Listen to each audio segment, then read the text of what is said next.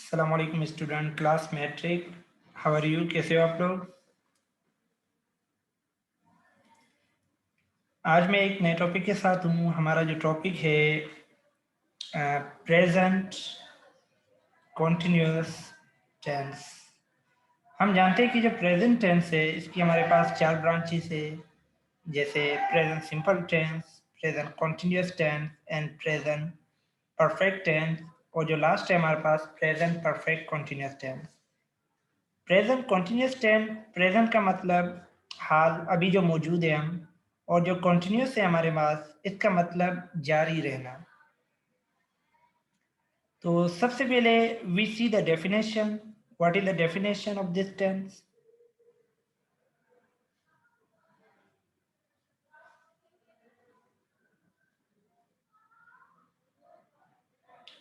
The definition tells us we use this tense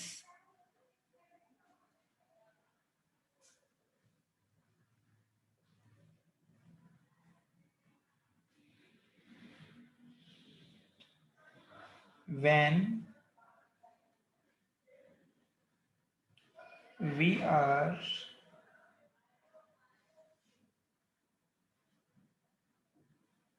in the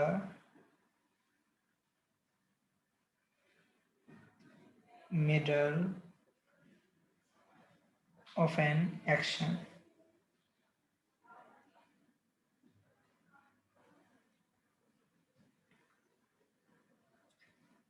simple definition है हमारे पास, we use this tense when we are in the middle of an action.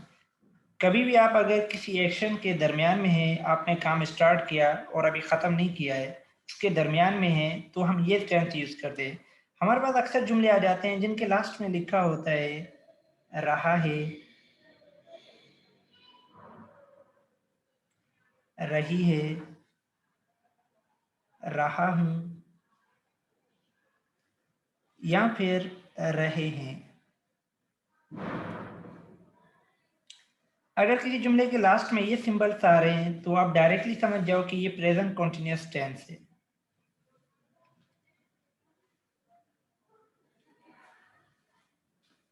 अब इसका structure देखते हैं कि अगर हमने एक सेंटेंस बनाना है तो उसका फार्मूला क्या होता है, कैसे बन, यानी कि फॉर एग्जांपल कैसे हम वो जुमला बना सकते हैं। तो इसके लिए आपका जो स्ट्रक्चर है वो बहुत ही सिंपल है। सबसे पहले आपने क्या यूज़ करना है, सब्जेक्ट यूज़ करना है। सब्जेक्ट के बाद आपने हेल्पिंग वर्ब यूज़ करने हैं। तो हेल्पिंग वर्ब हमारे पास इसमें तीन होते हैं। नंबर वन इज़ हो गया, एम एंड आर, ये तीन helping verb present continuous tense में यूज़ होते हैं। इसके बाद आपने मेन वर्ब यूज़ करनी है। मेन वर्ब की आपने फोर्थ फॉर्म यूज़ करनी है। हम जानते हैं कि वर्ब की हमारे पास 5 फॉर्म्स होती है। फॉर एग्जांपल अगर मैं आपको बताऊं कि मेरे पास एक फॉर्म है गो,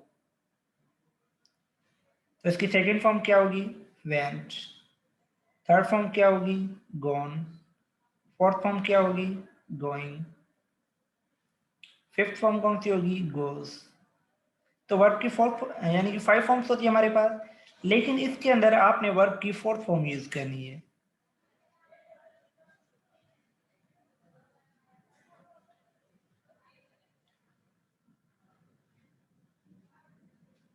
और लास्ट में हमने ऑब्जेक्ट यूज करना है।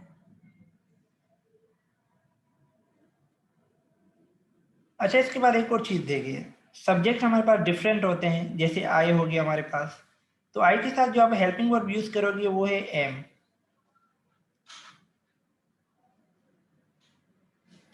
अगर आप सब्जेक्ट यूज कर रहे हो ही, शी, इट, और any singular noun, when you using this subject, आपने यूज करना पड़ेगा इनके साथ is.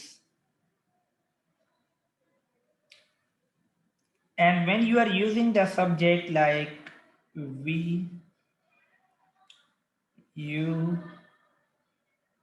they, any plural noun, when we are using this subject, we use are.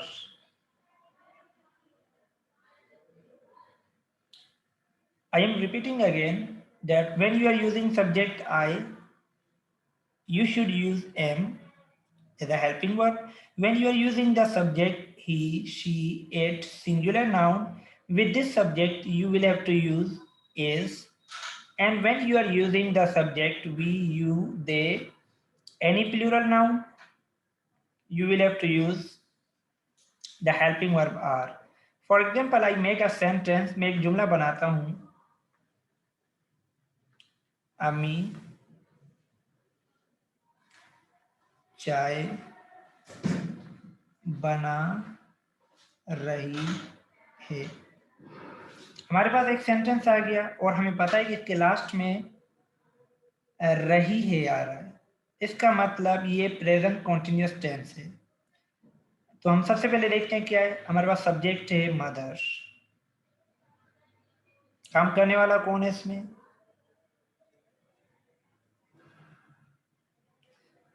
अम्मी चाय बना रही है, कौन बना रही है, अम्मी बना रही है, मदर। मैंने आपको बताया कि जब कोई सिंगुलर नाउन आ जाए तो उसके साथ हमने हेल्पिंग वर्ब कौन सा यूज करना है, इज, मदर इज। ओके, अब आपने देखना है कि इसमें काम क्या हो रहा है, बना रही है या हमारे पास काम है। सब्जेक्ट हमें मिल गया अम्मी, काम क्या है हमारे पास, बनाना, मदर इज मेकिंग।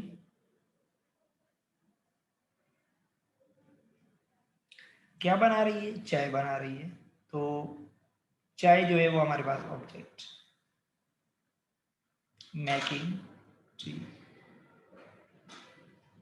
और लास्ट में फुल स्टॉप करता हूँ। Mother is making tea, subject helping verb, fourth form of the verb, at the last we are using object.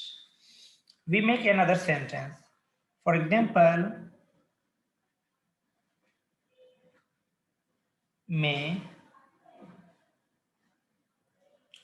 Football खेल रहा हूँ। अच्छा, जुमले के लास्ट में क्या आ रहा है, रहा हूँ, इसका मतलब it belongs to the present continuous tense. What is the subject of this sentence, इसमें सब्जेक्ट क्या हमारे पास, आए, काम करने वाला, काम क्या आपका, खेलना।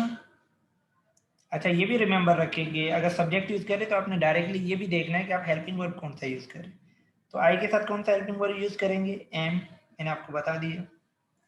काम क्या हो रहा है, खेलना, playing.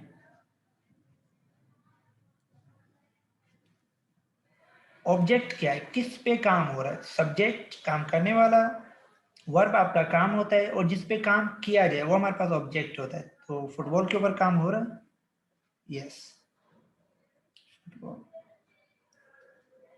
I am playing football, subject, helping verb, object. Very easy, बहुत आसान है इसको बनाना।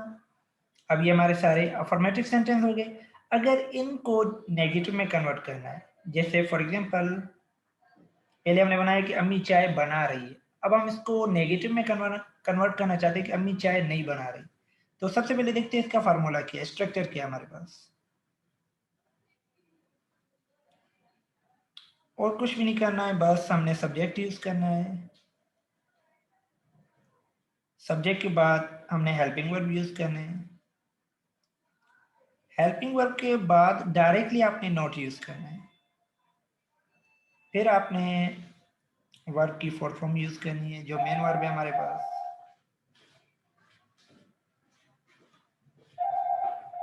और लास्ट में ऑब्जेक्ट यूज करना है। पहले हमारे पास जुमला था कि अम्मी चाय बना रही है, अब हम इसको नेगेटिव में कन्वर्ट करना चाहते हैं कि अम्मी चाय नहीं बना रही, चाय नहीं बना रही है। बहुत ही आसान है, काम करने वाला कौन है, अम्मी है, मदर हमारे पास सब्जेक्ट आ गया। मदर के साथ हेल्पिंग वर्ब कौन सा यूज होगा, इज, क्योंकि सिंगुलर नाउन है ये। अच्छा, मैंने आपको बताया कि हेल्पिंग वर्ब के बाद डायरेक्टली क्या लगाना है, नॉट। काम क्या हो रहा है, बनाने का, मेकिंग।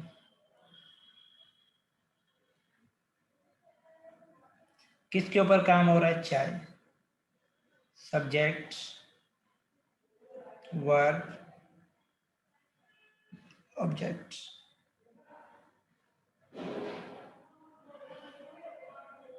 ठीक, नेगेटिव में कन्वर्ट हो गया।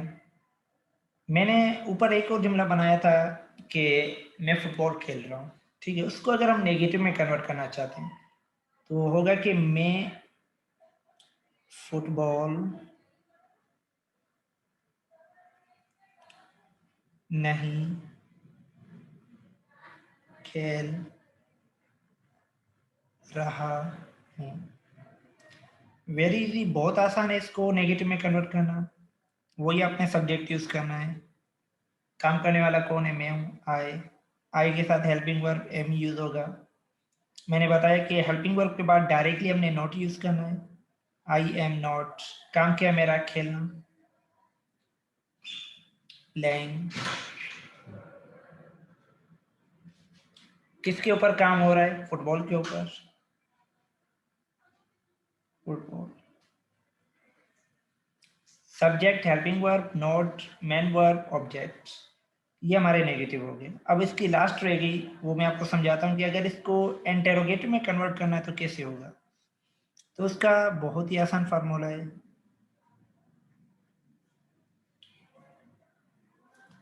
हमारे पास 3 हेल्पिंग वर्ब यूज हो रहे हैं इसमें, इज, एम, आर। अगर आप इंटेरोगेटिव में कन्वर्ट करें किसी जुमले को तो सबसे पहले आप हेल्पिंग वर्ब यूज करोगे। For example, is, am, are. उसके बाद सब्जेक्ट यूज करना है, मेन वर्ब जो हमारे पास है उसकी फोर्थ फॉर्म ही रहेगी, और लास्ट में ऑब्जेक्ट यूज करना है। अच्छा, याद रहे अगर आप इंटेरोगेटिव में कन्वर्ट कर रहे हैं, जैसे अफर्मेटिव और नेगेटिव के अंदर जुमले के लास्ट में फुल स्टॉप यूज कर रहे थे, यहाँ पर आपने क्वेश्चन मार्क यूज करना है। अगर आप नहीं करेंगे तो आपका सेंटेंस गलत हो जाएगा। मैंने ऊपर जुमला बनाया था कि मैं चाय नहीं पी रहा हूँ। अगर मैं इसको इंटेरोगेटिव में कन्वर्ट करना चाहता हूँ तो ये ऐसे होगा कि क्या मैं चाय पी रहा हूँ, सॉरी, क्या अम्मी चाय पी रही है, क्या अम्मी चाय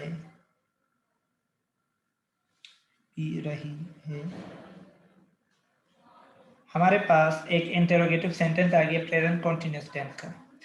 तो बहुत ही आसान है। सबसे पहले आपने ये देखना है कि सब्जेक्ट क्या है हमारे पास, अम्मी है, मदर।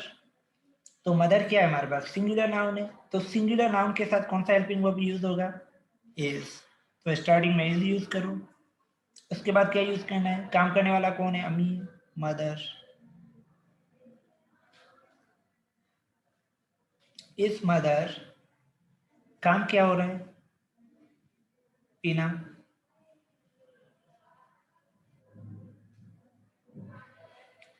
सॉरी, इस मदर टेकिंग,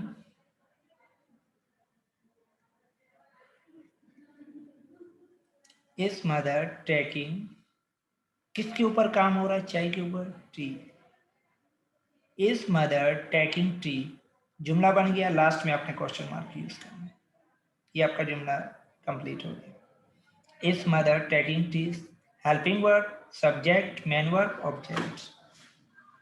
इसी तरीके से एक और जुमला बनाते हैं, जैसे क्या अब, क्या हम किताबें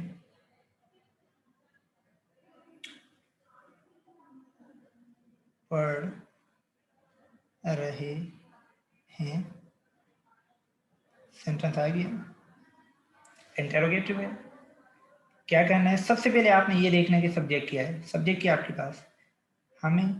तो वी हमारे पास सब्जेक्ट है। आप जानते हो कि वी के साथ हेल्पिंग वर्ब कौन सा यूज होगा, आर। सब्जेक्ट यूज करना है, आर वी। अच्छा, रिमेंबर, इसमें काम क्या हो रहा है, पढ़ने का काम हो रहा है। तो रीड हम पढ़ने को कहते हैं, फॉर फॉर्म क्या होगी, रीडिंग।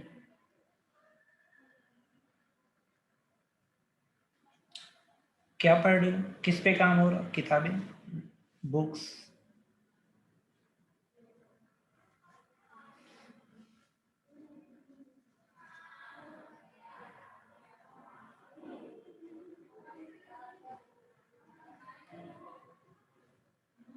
लास्ट में क्या यूज करना है, क्वेश्चन मार्क।